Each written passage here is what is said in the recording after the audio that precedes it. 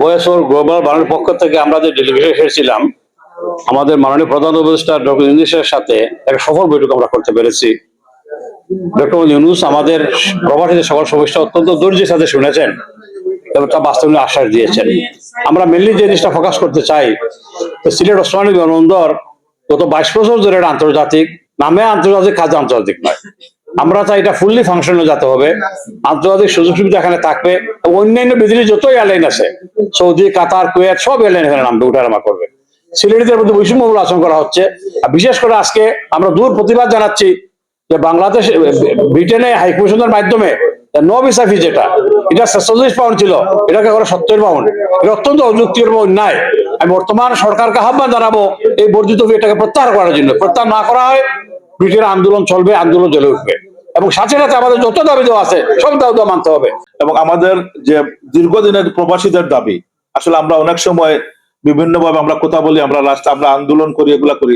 আমরা একটু ডিফারেন্ট ওয়েতে আমাদের বিশ্বের 11টা দেশের প্রতিনিধি এসে, আমরা ডেলিগেট নিয়ে এসে এখানে এগুলো আমরা উপস্থাপন করলাম এবং খুব যত্ন সহকারে মানে এই অন্তর্বর্তীকালীন সরকারের প্রধান ডক্টর ইউনূস সাহেব আমাদের কথাগুলো শুনেছেন।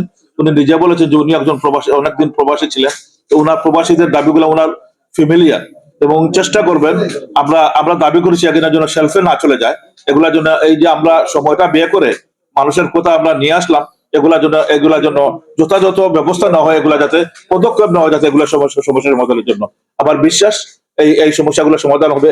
আমরা আগামী 14 অথবা 15 তারিখে প্রধান নির্বাচন কমিশনের সাথে আমরা বসবো এবং আমাদের নির্বাচন সংক্রান্ত যেসব দাবি দেওয়া আমাদের প্রবাসীদের, সেগুলো আমরা ওনার কাছে আলাদাভাবে তুলে ধরবো ইনশাআল্লাহ।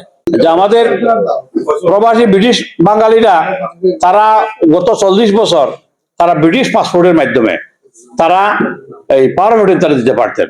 বিগত সরকার বাংলাদেশ পাসপোর্ট ছাড়া পাওয়ার অফ অ্যাটর্নি না দেওয়ার বিধান তারা চালু করেছে।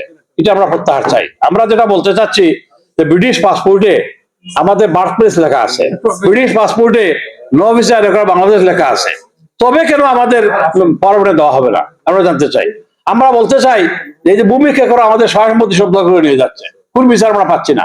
এই সিলেট এখানে ডিএজি সাহেবের অফিসে আছে প্রবাসী অভিযোগ সেল, এখানে অনেক অভিযোগ আসে, কিন্তু এটা ঠিকমতো প্রপারলি এটা ফলো আপ করা হয় না এবং মানুষ এসে খেতে খেতে ফিরে যায়। শুধু আমরা চাই প্রবাসীদের জানানোর নিরাপত্তা, আমরা চাই প্রবাসীদের বিনিয়োগের নিরাপত্তা, আমরা চাই প্রবাসীদের জীবন ও মালের নিরাপত্তা। সেটি হচ্ছে আমাদের প্রধান দাবি। আমি যেটা বলবো যে দেখেন, আমাদের বিভিন্ন দাবি দেওয়া যেটা আমাদের জনাব আবুতাহের সাহেব তুলে ধরেছে, যেমন বিমানের যে সমস্যা, আমরা চাই যে আমাদের ওসমানী বিমানবন্দর এটা যাতে পূর্ণাঙ্গভাবে আন্তর্জাতিক বিমানবন্দর হিসেবে চালু হয়, সর্বোচ্চ অন্যান্য এয়ারলাইন যাতে এখানে আসতে পারে এবং প্যাসেঞ্জার যারা আছেন তারাও যাতে সেই ধরনের সুযোগ সুবিধা তারা পাঞ্জাবে, ঢাকায় আসতে পারে, বিভিন্ন এয়ারলাইন্সে আসতে পারে, তারা কম্পেয়ার করে তারা প্রাইস কমে আসতে পারে কম টিকিটে, সেটাই আমরা চাচ্ছি। এবং পাশাপাশি আমরা চাই যে আপনাদের প্রবাসী যারা আছেন তাদের ভোটের অধিকার নিশ্চিত করা এবং আইডি কার্ড নিশ্চিত করা এবং হাইকমিশনের মাধ্যমে অন্যান্য ইনস্টিটিউশনের মাধ্যমে আমাদের সর্বাত্মক সহযোগিতা যে কোনো সরকারের প্রতি থাকবে।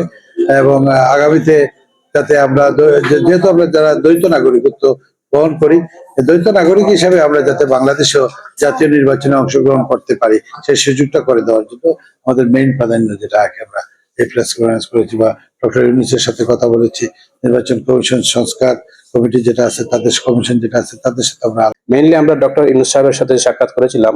সাক্ষাতে উনি আমাদেরকে যেটা উপদেশ দিয়েছেন, যা বলেছেন যে আজকে বিদেশি প্রোপাগান্ডা চালানো হচ্ছে, বাংলাদেশ সম্পর্কে মিথ্যা নিউজ বিদেশে সম্প্রচার করা হচ্ছে। উনি বলেছেন আপনারা যারা বিদেশ থেকে এসেছেন আপনারা দয়া করে নিজ নিজ দেশে গিয়ে বলবেন যে আমাদের দেশ কিভাবে চলতেছে, সঠিক মেসেজ দিবেন, দেশ যেভাবে চলতেছে সেই মেসেজটাই আপনারা দিবেন এবং সেটাই আমাদেরকে অনুরোধ করেছেন আমাদের প্রধান উপদেষ্টা। আমরা আশা করি দেশে গিয়ে আমরা জনমত গড়ে তুলব ইনশাআল্লাহ।